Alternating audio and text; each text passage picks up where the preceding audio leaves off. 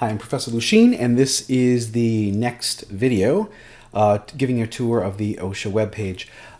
The last video, we investigated the OSHA and the topics, and I had said I was going to get into the general duty clause, and far be it from me to be called a liar. So we'll go in. If I go into About OSHA, right here, it's got a link to the OSHA Act of 1970, which I think was also called the Williams-Steiger Act.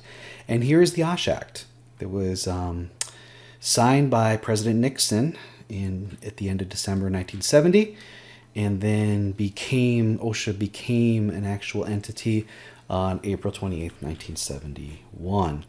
There's information about the general duty clause and other things like that. So under Section 5 duties, and I'm not going to go through all these because this isn't a lesson in the OSHA Act, but the keys, I like to call it the prime directive in my classes, is that, so this is 5A1, each employer shall furnish each of his or her employees a place of employment free from recognized hazards that are causing or likely to cause death or serious physical harm.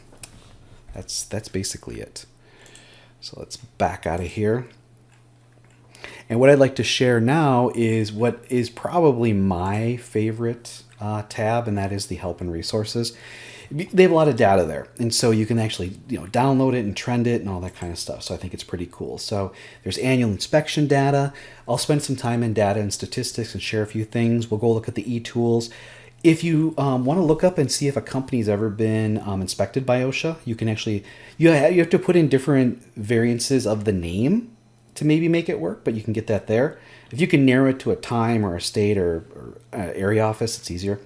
Fatality reports, filing a complaint, other publications, which we actually found in the last, under topics, the last video. Safety Net topic pages, I think I'd refer to that too. Very good stuff. Suicide prevention, because suicides are on the rise.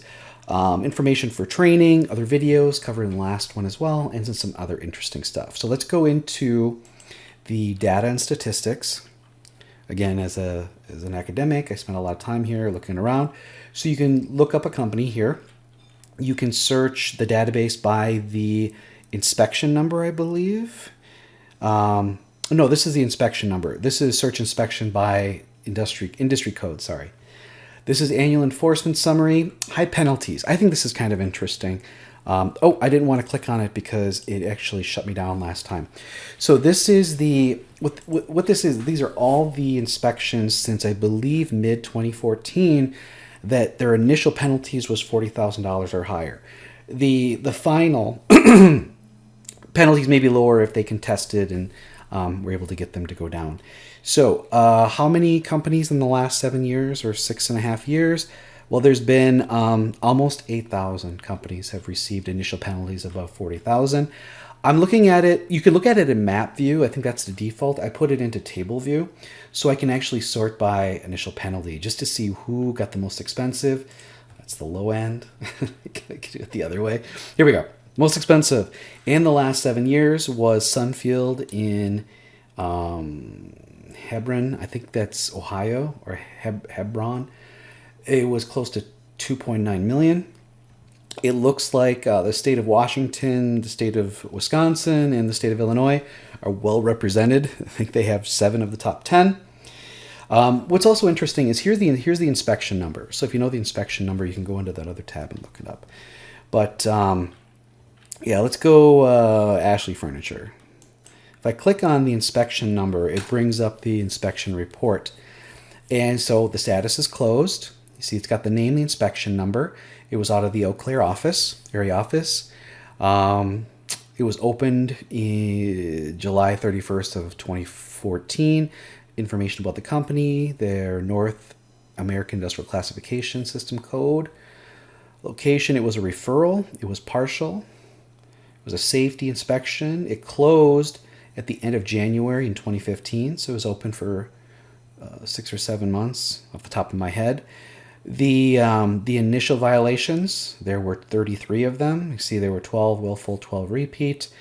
The current would be after they went through the remediation. They got it down to 27. Initial penalty was 1.76 million. The final was 1.2 million. And then you can see, so it shows right here which ones were removed. They removed a few of the 5A1s, so there's a couple general duty clause. 47, I believe, is lockout, tagout. 151, that's probably eyewash. 151C is eyewash. Here's a machine guarding.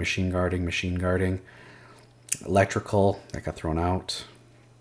Here's a willful for lockout, tagout. So I'll click on this. So this is a willful, and you can look in here and, oh, I thought it was going to actually give me, so it's, yeah, so it's lockout, tagout. It gives me the actual standard. I thought it gave a little bit more information, but this one does not. I think in other ones they do. So that's just an interesting thing. You know, you can look and see what, you know, you can look at actual, you know, specific citations or you know, whatever you want to take a look at. There's fatality and catastrophe investigations, general duty search. I think I had brought that one up too. So there's been 12,000, or a little over 12,000 general duty citations. I don't know if I can sort by this. Probably not. It's not showing me being able to do that. But for these, like, you can click here and it'll show you the inspection. Just like we saw before with the Ashley furniture. Here is the general duty citation. They also had one for machine guarding, 2 for machine guarding, record keeping, and record keeping. So if I was to click on this, like I thought it was going to show me more, or maybe only for the general duty. Oh, it has to do with the coronavirus, not protecting the workers. It got some information. Their workers were exposed. So interesting, right? Frequently cited standards. It's usually the same top 10, but you can actually look at them from an industry profile. So if you know your industry code, you can go in and see what are the top citations for your industry. It might give you some insight on what you should be looking at. Over here on the right, there's this is all COVID inspection information. This is very new, very new. I've only had a few days to look at it. Chemical exposure data. The data initiative, I've actually looked at this data, but this looks to be new. This looks to be, they're sharing the database of what people have been uploading. You know, the 300 days are due March 4th. Severe injury reports and fatality reports. You have to contact OSHA within 8 hours of a fatality, within 24 hours of a hospitalization, loss of eye, or amputation. And then some other interesting things. So one other thing that I wanted to just, okay, so I just spent a lot of time right here. E-tools are very interesting. We can look up establishment, it's still right there. Fatality reports, it's right there. How to file a complaint, publications, safety and health topics, pages, suicide prevention. So there's a lot of great information. What I want to do is just take a quick look at the e-tools and the safety and health. So what this is meant to kind of help you along, whether it's to create a program, evaluate your program. But they update. This is really great stuff. So you can just come in here and click and just kind of follow. It's like a guide meant to kind of show you around in the safety and health topics. What I like about them is you can click on them and it'll give you information about the regulations, and it will sometimes give you links to enforcement memos or compliance directives, which is all really great information. But the most difficult thing to find is the field operations manual. And there's a couple of versions out there. You got to be able to find the most recent one to, you know, look at it and see what's the playbook for OSHA. I'm not going to click on any of these now because it's, you know, well, I guess I had clicked on confined spaces when I was looking at it before. I spend an awful lot of time here. So come in here, it's got standards and enforcement, hazard solutions, construction, additional information. Workers' rights is always there.